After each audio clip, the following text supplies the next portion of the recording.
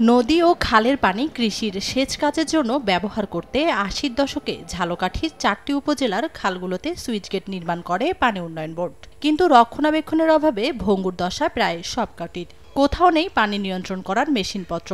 এতে পানির চাপের সময় জলাবদ্ধতা আর শুষ্ক মৌসুমে চরম সংকট দেখা দেয়। সুইচগেট নির্মাণের কারণে পলি জমে নাব্যতা হারাচ্ছে খালগুলো। পানি আটকাই রাখবে, মোটরগুলো আগে চলমান ছিল, মোটরগুলো নষ্ট হয়ে গেছে। তো মোটরগুলো ব্যবহার করবে, এর ভিত্তিতে কর্তৃপক্ষ থাকে, ওই কর্তৃপক্ষ এগুলো দেখাশোনা করে না। আমাকে এই সুইচগেটে অনেক ক্ষতি হইতে আছে, আমরা যাইতে পারি না, টলা লই আইতে পারি না, ওই নাড়ানোড়া লই যাইতে পারি না। কথা বল সুইচগেটে টলার বাজ্যে ভরে, আমরা এই কারণে একটা রুগী নিয়ে যাইতে পারতেছি না।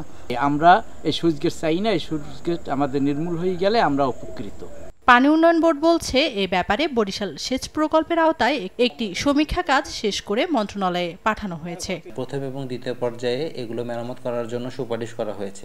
সেই প্রেক্ষিতে আমরা প্রথম পর্যায়ে যে পাম্পগুলো রিপেয়ার করার প্রয়োজন সেগুলোর জন্য একটা প্রকল্প প্রস্তুত করে পরিকল্পনা কমিশনে প্রেরণ করেছি।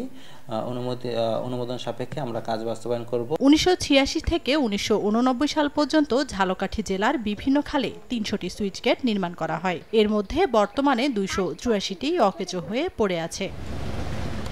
সময় সংবাদ, ঝালকাঠি।